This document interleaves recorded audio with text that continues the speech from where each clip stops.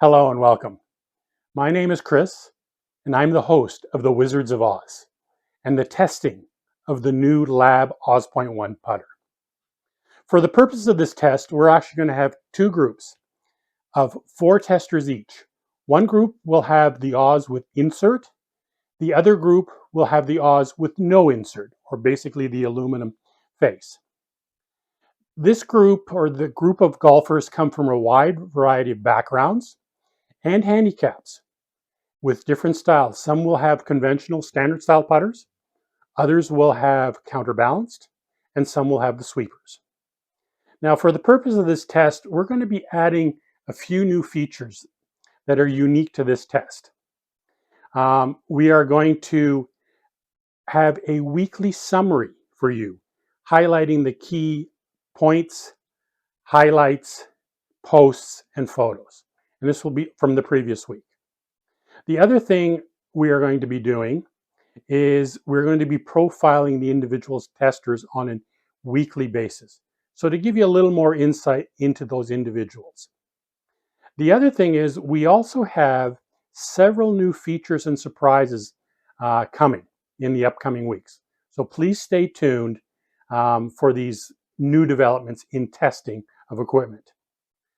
One of the things we're going to do is we're also going to be testing a variety of shafts, from the TPT shaft to the Acra shaft to the new Gears shaft. One of the important things is to remember is that all the testers have done online fittings with L.A.B to ensure that they have the correct putter length, as well as correct lie angle. Now, we know from last year that the L.A.B DF3 was a huge hit for L.A.B. And this year, the Oz is looking to be an even bigger hit.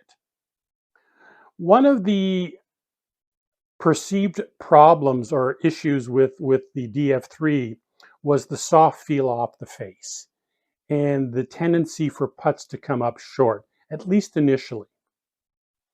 And so one of the cool things about the Oz, it was developed and aided by the input of Adam Scott, a major PGA Tour winner.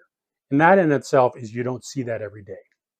Now, according to Sam Hahn, the CEO of L.A.B, one of the purposes of the stainless steel insert was to result in a slightly firmer feel off the face and slightly higher ball speeds to address perhaps these perceptions.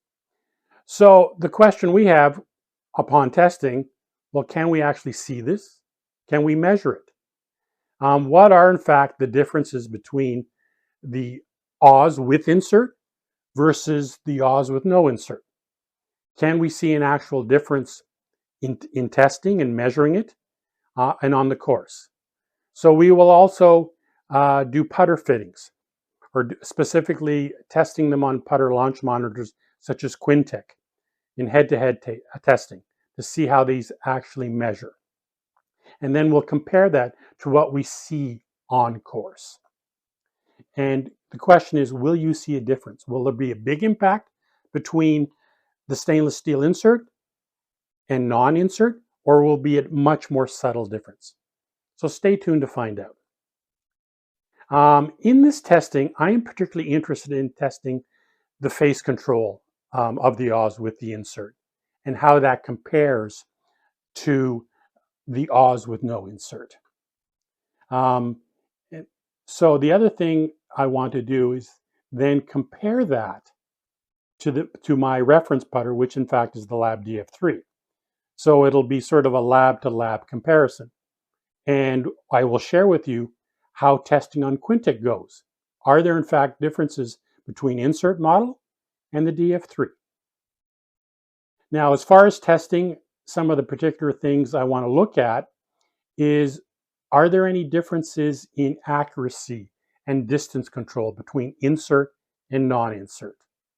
How forgiving is the new Oz?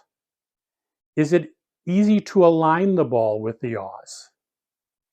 The other question we have is, how good is the new Gears putter shaft in terms of feel, feedback, and ultimate performance? In fact, and then how does that compare to the existing Acra shaft and the TPT shaft, which is in fact probably the gold standard for putter shafts. So the other thing we want to look at is what impact does that 2-degree shaft lean have versus no shaft lean. And this is one of the new features of the Oz, in that you can order with the shaft lean or without. Is there a difference? Can you see it on course? So there are a number of things that will go into this, but one of the questions I also have is, will I miss the gimme getter? This is my LAB DF3, and this is the lovely little gimme getter. How much am I going to miss that in testing the Oz? So please stay tuned. We have a lot of interesting things coming up. And if you have questions, please ask. We will try and answer those questions. And if you're interested in the LAB Oz, please follow this testing period. The other thing is, if you have a LAB Oz, please share your findings and your experiences with that putter with this group. Because one of the purposes of the forum is to be able to share ideas, thoughts, and experiences. That's what makes the forum so great in that perspective.